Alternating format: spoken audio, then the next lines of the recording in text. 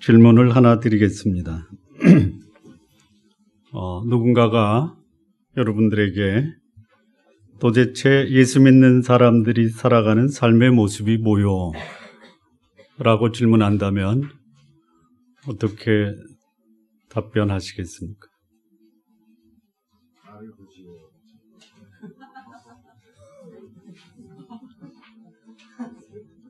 네. 그런데 하나님을 믿고 있다고 하는 분이나 믿지 않는 분의 삶이 별반 차이가 없다. 그래도 나를 보시오라고 말씀을 하시겠나요? 적어도 하나님을 믿는 하나님의 백성, 소위 예수 그리스도로 인해서 구원받은 그리스도인으로 살아가는 사람들의 삶은 특별한 패턴, 스타일, 그리고 특성을 가지고 있어야 됩니다. 그러니까 우리 성도님들을 누군가가 처음 만나서 대화하고 교제하고 함께 시간을 가지면 내가 나 예수 믿는 사람이야 라고 얘기를 안 해도 너 예수 믿지 이렇게 나를 처음 겪어본 사람이 그렇게 말할 수 있는 내 삶의 어떤 그 신앙인으로서의 그런 모습이 있어야 된다. 어떤 모습을 가지고 계십니까?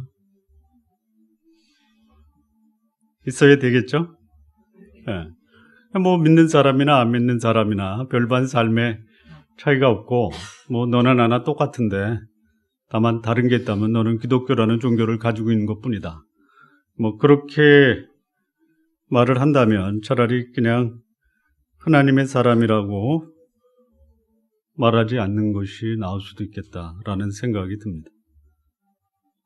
이스라엘 백성이 출애굽해서 이 시내산 호렙산까지 왔을 때 그 당시 살아있었던 모든 사람들은 다 애굽에서 평생을 종살이하면서 살았던 사람들입니다.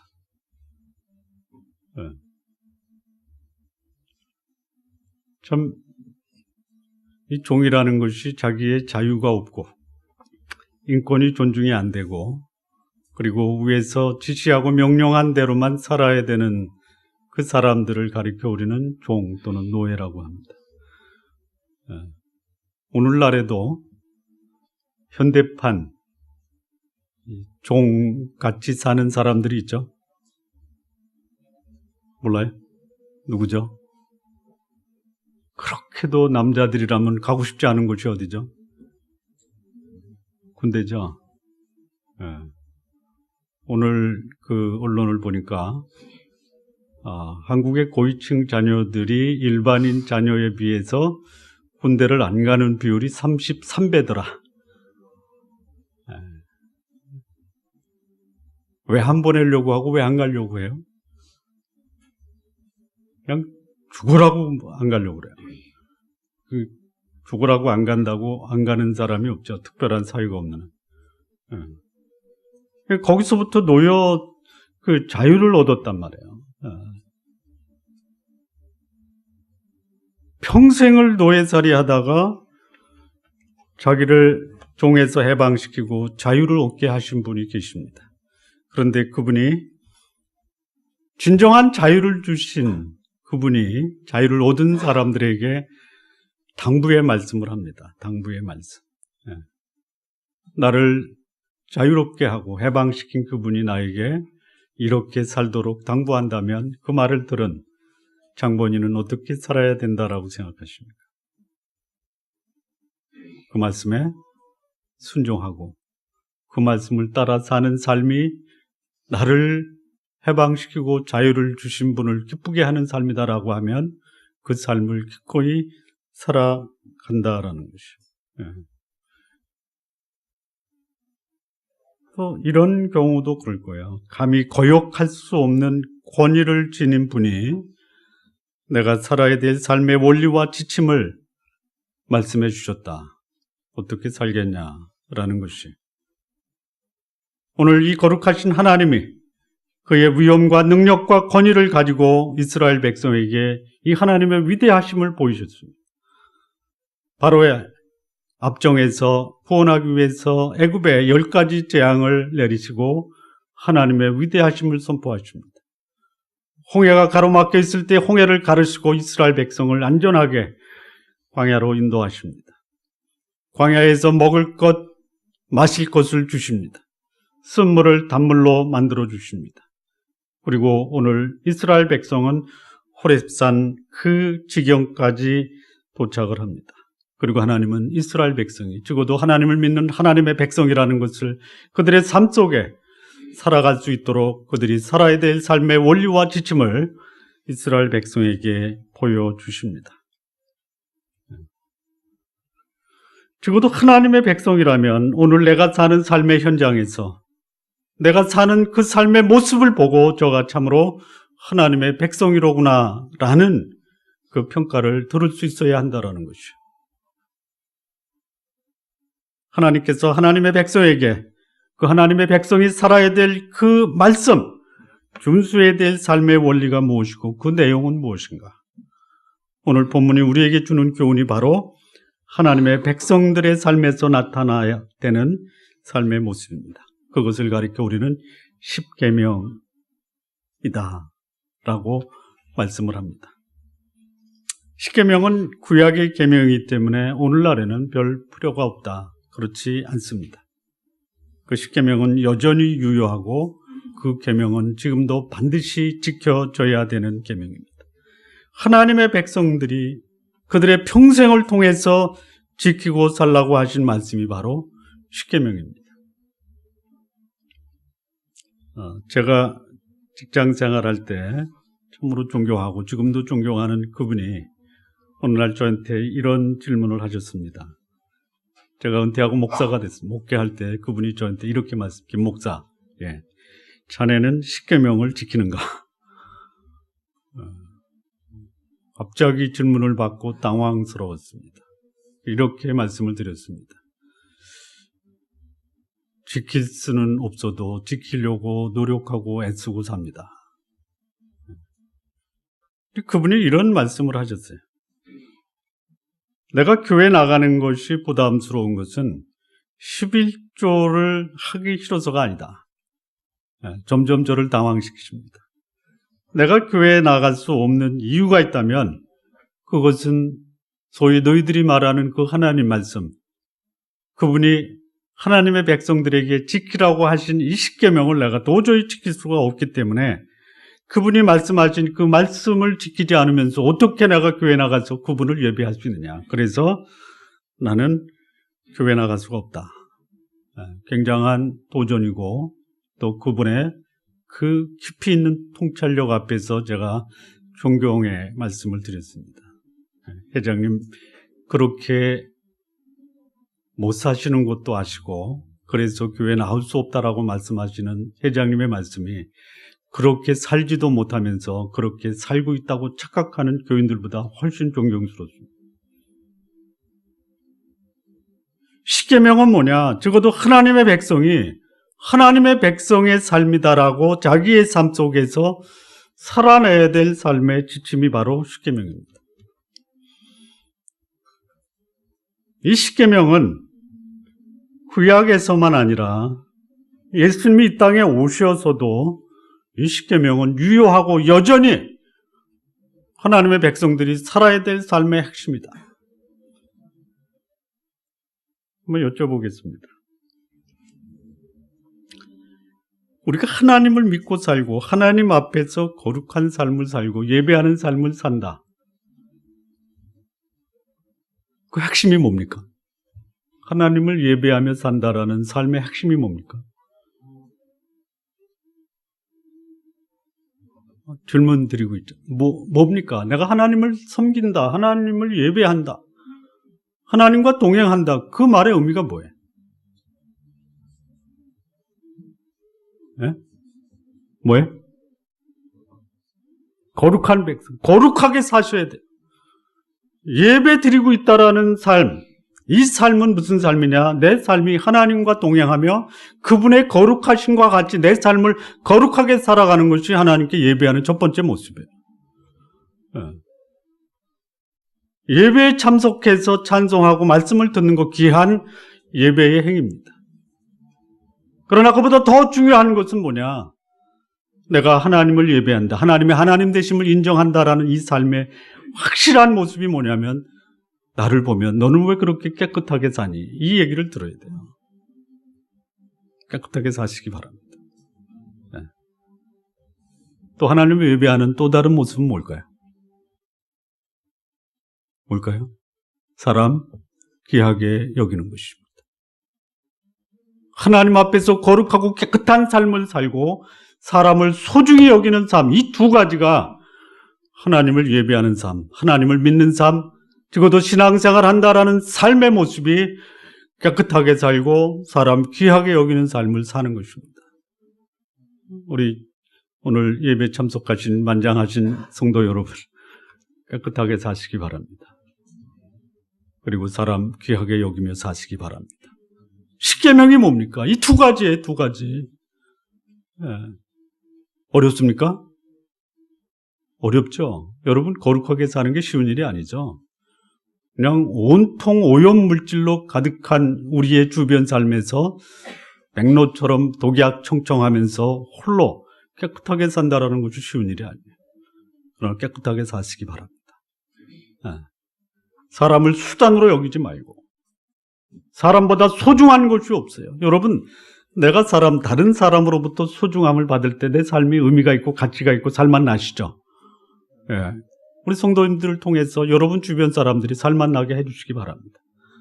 예. 내가 너를 만나서 인생 망쳤다 이런 소리 듣지 마시기 바랍니다.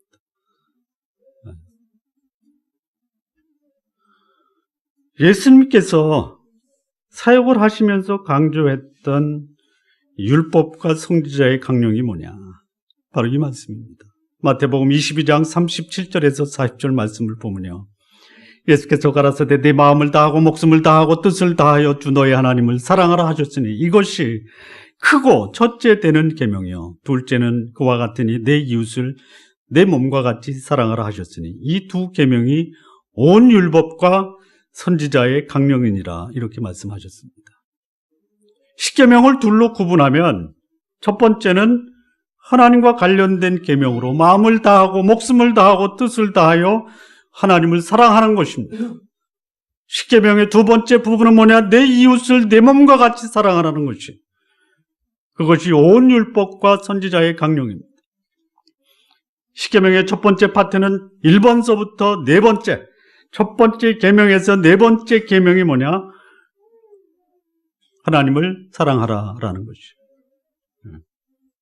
다섯째 계명에서 10번째 계명까지가 뭐냐? 내 이웃을 내 몸과 같이 사랑하라. 이거를 조금 구체적으로 좀 말씀을 드리겠습니다. 첫 번째 계명인 하나님을 사랑하라라고 말하는 이 계명이 우리에게 주는 교훈이 뭐냐? 하나님을 사랑하라. 여러분, 하나님 사랑하십니까? 아니면 사랑하고 싶으십니까? 아니면 너는 하나님을 사랑하고 있다라는 말을 듣기를 원하십니까? 셋 다. 어떻게 하는 것이 내가 하나님을 사랑하는 것이냐? 요한복음 14장 21절 말씀을 보면요. 나의 계명을 가지고 지키는 자라야 나를 사랑하는 자니. 나를 사랑하는 자는 내 아버지께 사랑을 받을 것이요. 나도 그를 사랑하여 그에게 나를 나타내리라. 이렇게 말씀합니다. 하나님을 사랑하는 것, 하나님이 우리에게 말씀하신 그 계명을 가지고 지키는 것이에요. 가지고 지키셔야 됩니다. 가지고 지키라는 것이 뭐냐면 마음에 새긴 말씀대로 살아가라라는 것이에요. 여기 새겨지지 않으면요 왜곡시킵니다. 변질시킵니다. 바꿔버립니다. 자기 입맛에 맞게끔 변질시켜 버리려는 그 경향이 우리에게 있어요. 마음에 새기고 그대로 살아가는 것, 이것이 하나님을 사랑하는 방법입니다. 첫 번째가 뭐냐? 하나님을 사랑하는 첫 번째 교훈이 뭐냐? 여호와 하나님 외에 다른 신을 두지 말라라는 것이. 하나님만, 여기 신이라는 것, 이 신이라는 것은 뭐냐면요. 전능자, 창조주, 위대함, 이런 것을 상징하는 것이 신 또는 하나님이십니다. 우리가 하나님이라는 그 언어를 쓸 때 하나님은 여쭤보겠습니다. 고유명사입니까? 보통명사입니까? 하나님. 보통명사예요? 고유명사예요? 여호와.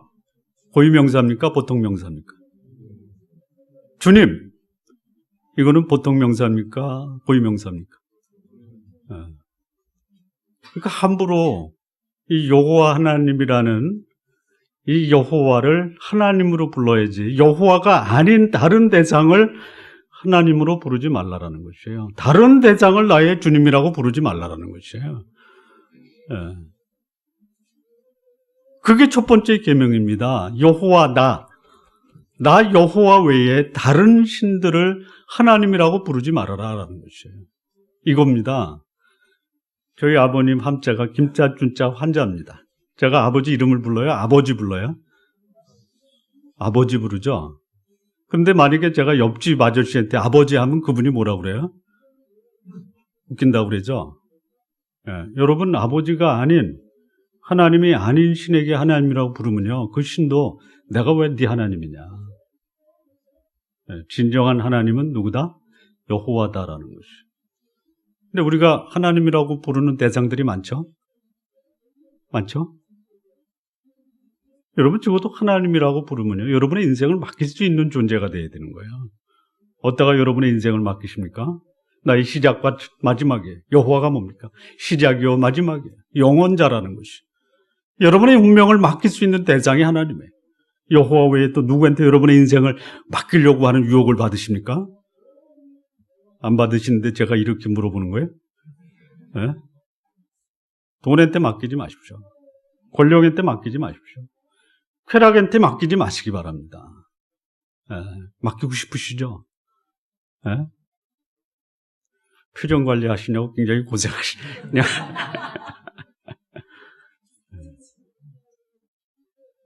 하나님 외에, 여호와 하나님 외에는 다른 신을 하나님으로 섬기지 말라라는 것이죠.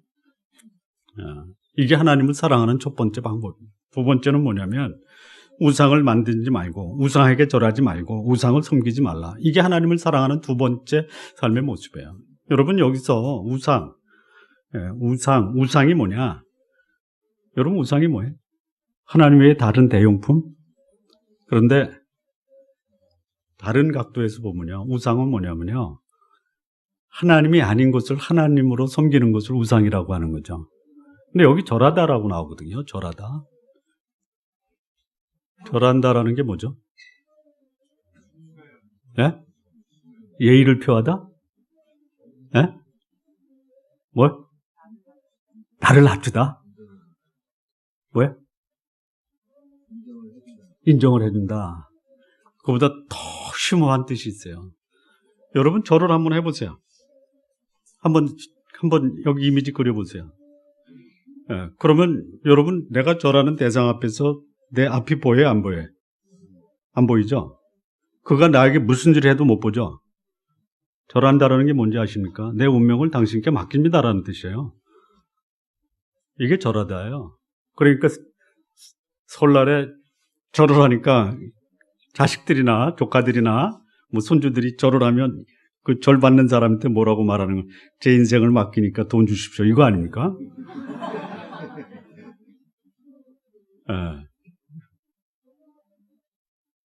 함부로 아무에게나 절하지 마십시오. 근데 그냥 아무 데나 절하는 거예요. 복 준다니까. 그 복이 화로 바뀔 줄 어떻게 알아요? 우상을 만들지 말고 우상에게 절하지 말라라는 것은 뭐냐면, 내 운명을 맡길 대상으로 하나님 외에는 누구에게도 내 운명을 맡기지 말라라는 것이에요.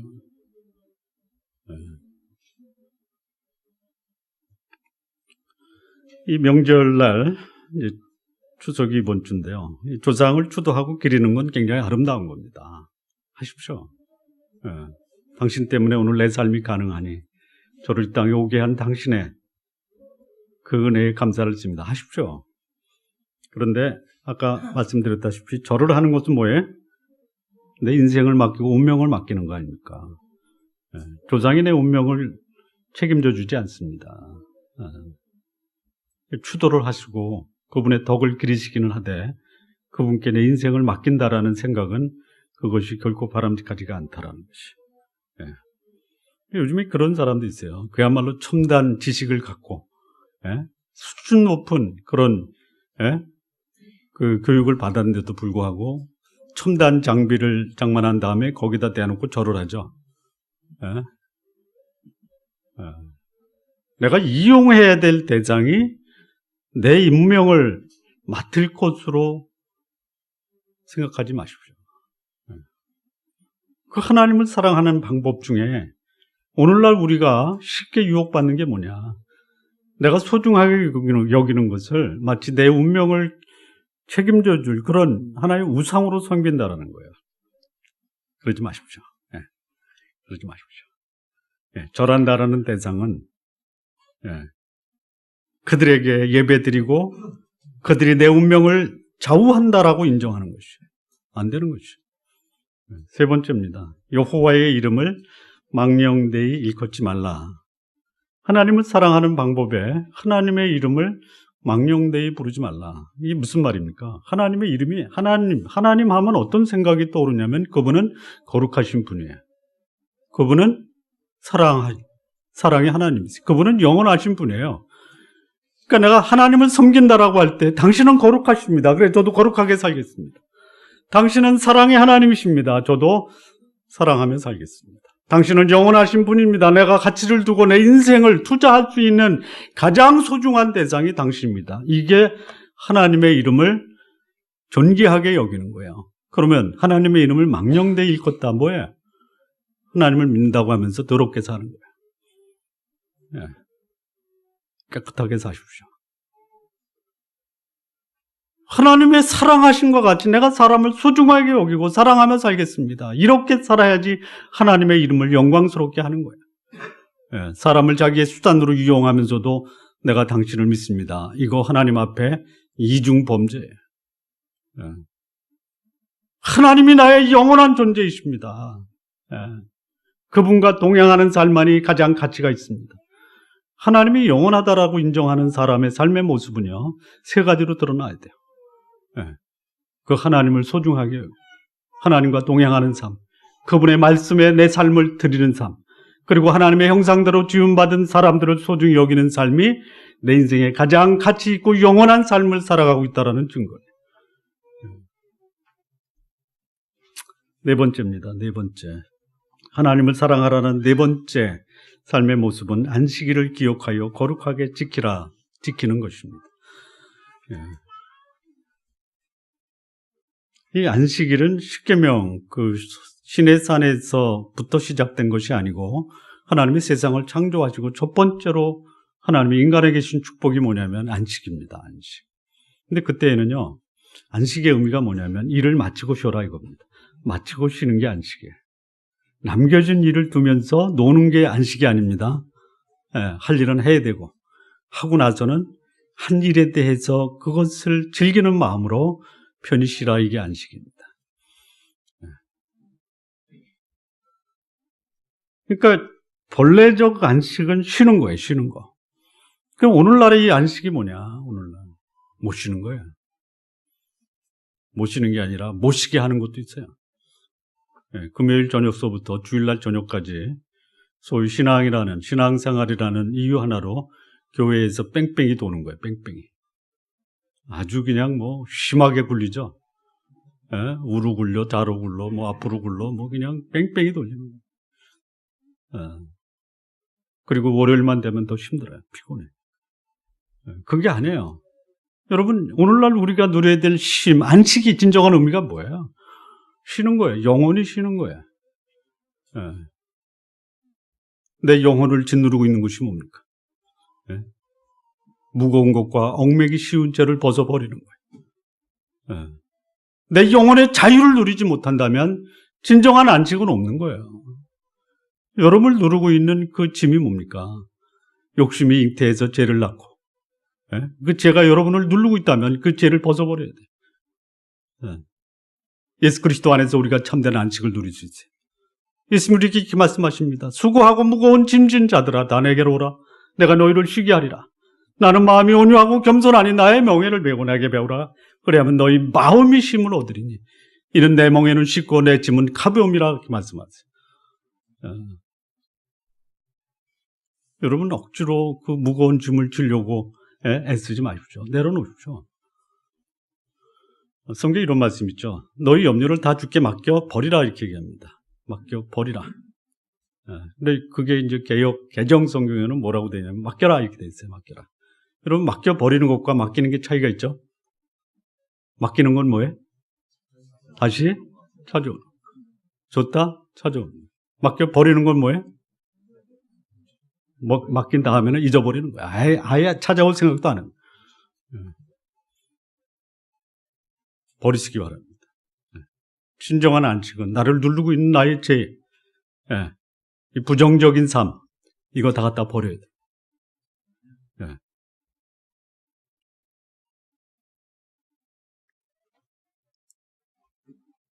우리 존나무 교회에서 신앙생활 하는 분들은 참 복된 분이십니다. 왜 그런지 아세요? 뺑뺑이 안 돌리거든.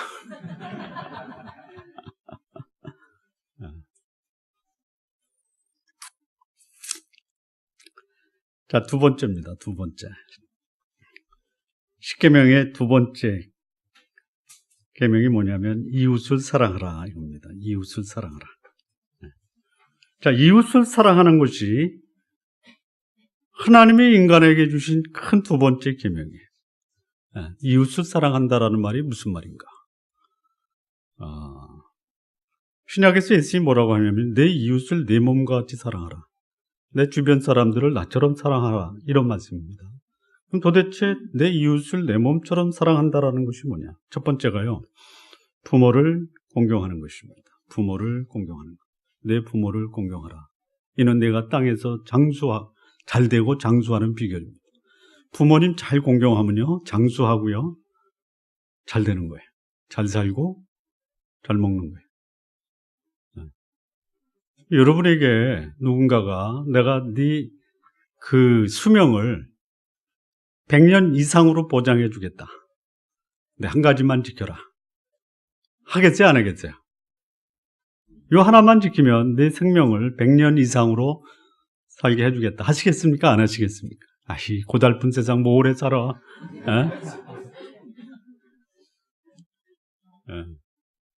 우리 성도님들 욕심 부리지 말고 100세까지 사시기 바랍니다. 비결이 뭐예요? 부모님을 공경하는 거예요. 공경하다라는 뜻이 뭐예요? 공경하다라는 뜻이 뭐예요?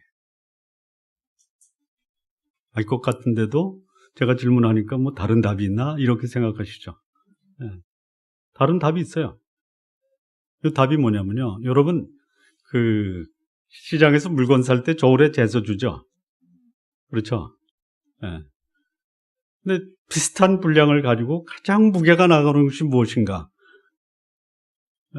거기에 이제 등급을 매기는 거예요. 부모님을 공경하라 할 때 이 공격이 뭐냐?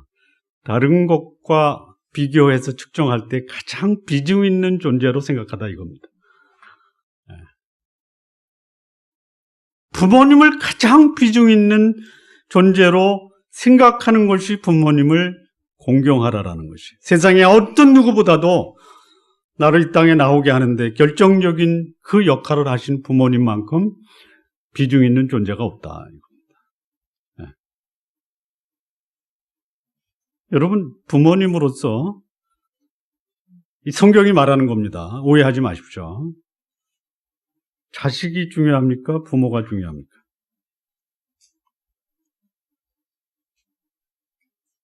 대답할 수 없다. 둘 다 중요하다. 둘 다 중요합니다. 근데 무게를 달면 어느 게 더 무거워요? 여러분, 자식이 왜 중요해요? 자식은 나를 이어서 다음 세대를 살아갈 내 분신이죠. 부모님은 뭐예요? 부모님은요, 오늘 내가 이 땅에서 살아가는 내 삶의 그 결정적인 역할, 내가 그분의 분신으로 오늘 내가 살아가는 거예요. 나를 대신해서 다음 세대를 이어서 살아갈 자식도 소중하지만 내가 오늘 살아가는 이 삶의 결정적인 그 역할을 하신 부모님이 오늘 내가 살아가는 내 삶에 다 중요한 거예요. 그런데 무게를 달아보니까 부모님 비중이 좀 더 큰 거예요. 하나님이 우리에게 주신 계명, 이웃을 사랑하라의 가장 중요한 이웃이 누구냐?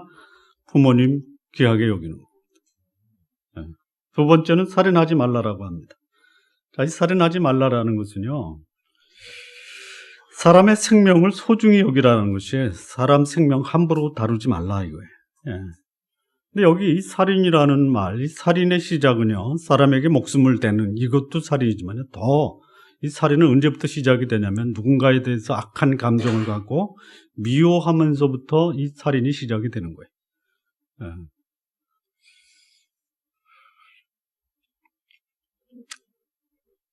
저와 여러분은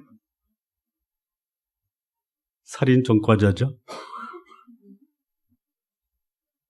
아니? 가슴에 손을 얹고 저는 살인 전과자입니다.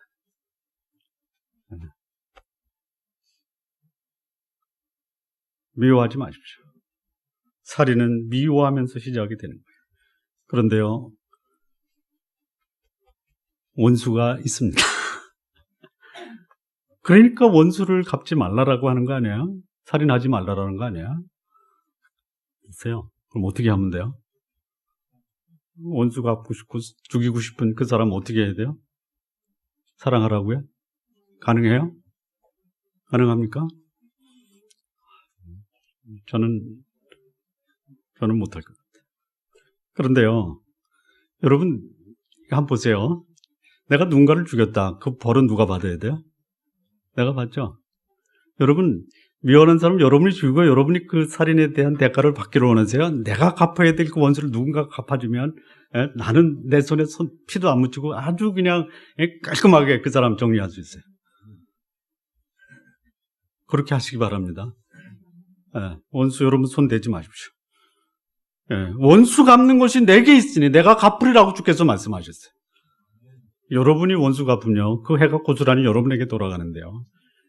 하나님께 맡기시기 바랍니다. 그냥 하나님이 원수 갚은 거예요. 팔짱 끼고 구경하시기 바랍니다. 그러지 마세요. 세 번째는 뭐냐면요. 간음하지 말라라고 합니다. 간음.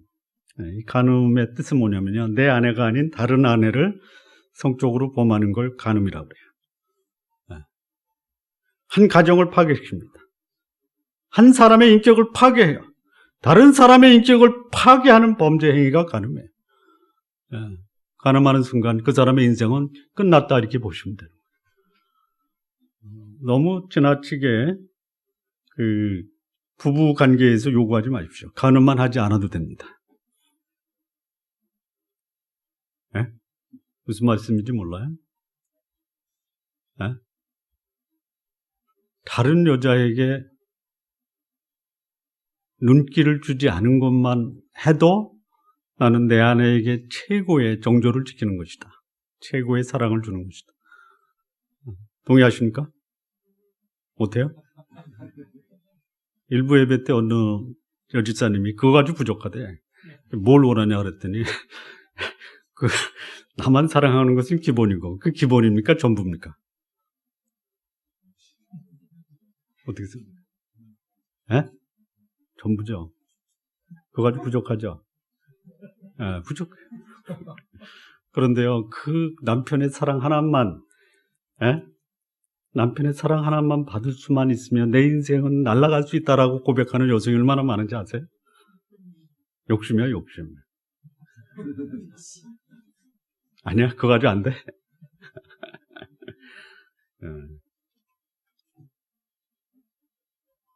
이 간음은 하나님을 배반하고 다른 신을 섬기는 행위예요.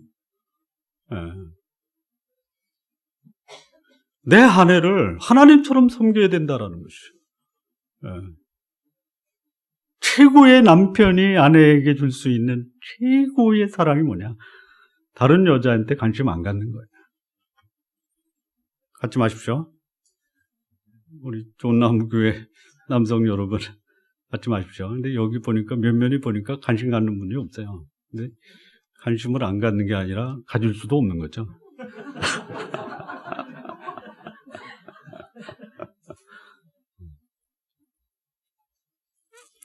하나님이 말씀하신 이 가정의 경건함, 이 거룩함을 파괴하는 행위는 하나님을 버리고 더러운 우상을 섬기는 것과 같다라는 것이죠. 이웃을 사랑하는 네 번째는 뭐냐면요, 도적질하지 말라라는 것입니다. 도적질. 도적질하지 말라. 모르고 도적질하는 경우가 너무 많죠.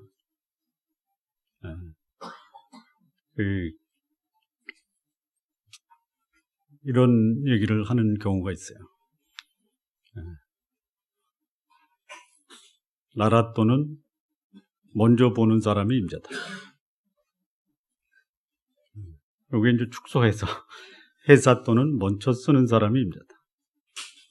도적질 하는 거나 마찬가지예요. 열심히 노력해서 벌은 이 세금을 함부로 쓰면 안 되는 거예요.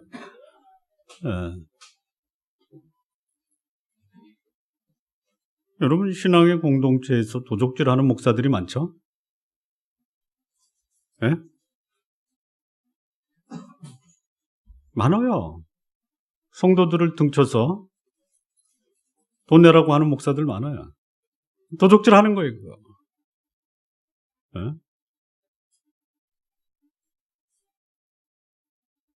여러분, 이 도적질하는 것을 극복하는 비결이 뭐예요? 네? 어떻게 하면 도적질하지 않을 수 있어요? 1번, 도적질하지 않는다. 2번, 내 것을 어려운 사람에게 나눠준다. 어떻게 하는 거예요? 네. 여러분, 도적질하지 않겠다라고 다짐하면 다짐할수록요, 탐심이 더 생기는 거예요. 주시기 바랍니다. 줘요. 네. 우리 성도 여러분, 여러분의 목사 김기열 목사가 달라고 하는 목사가 아니라 주는 목사가 되도록 기도하시기 바랍니다. 여러분도 주시고요. 나만 주라고 하지 말고. 네. 5번째는 이웃에 대해서 거짓 증거하지 말라라는 것이죠. 이 거짓 증거하면요, 이 생사람 잡는 겁니다. 참고로요, 2007년도 그 통계 자료입니다. 거짓말해서 위증하는 것, 거짓이 없는 사람을 거짓된 사람으로 고발하는 것, 위증과 무고라고 그래요. OECD 국가에서 대한민국 최고입니다.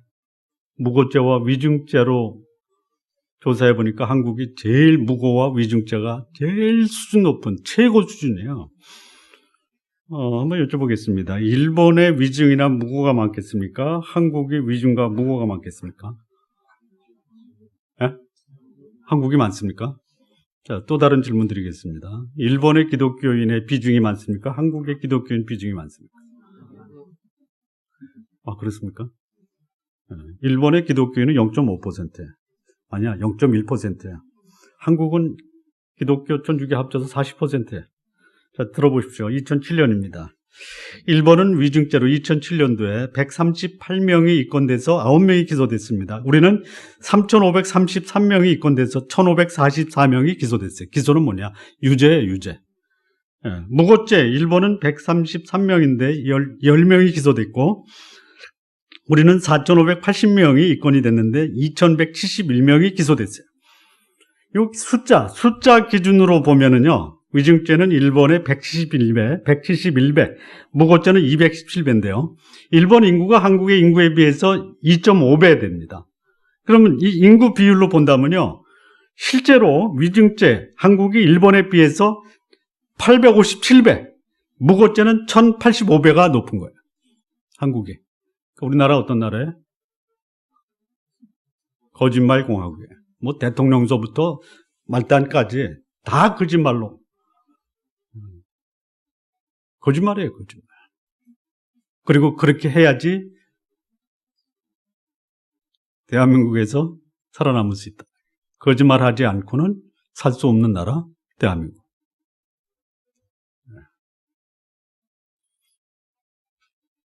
자신을 위해서 남을 모함하게 되고요. 자신의 잘못을 은퇴하고 다른 사람에게 전가하는 거예요. 이거 하나님이 아주 싫어하는 거예요. 예. 내가 적어도 이웃을 사랑한다라고 하면요, 거짓 증거하지 마십시오. 무고나 위증하지 마십시오. 예. 내 자식이 잘못하면요, 잘못했다라고 가서 자수시키셔야 돼요. 예. 잘못하지 않은 사람 뒤집어 씌우지도 마십시오. 예. 이 사회 정의가 제대로 이루어지지 않으면요, 거기서 가장 피해를 보는 사람이 누구냐? 나예요, 나. 예. 내가 하나 정직하다고 사회가 바뀌겠냐? 나까지 정직하지 않으면 어떻게 되겠지? 예.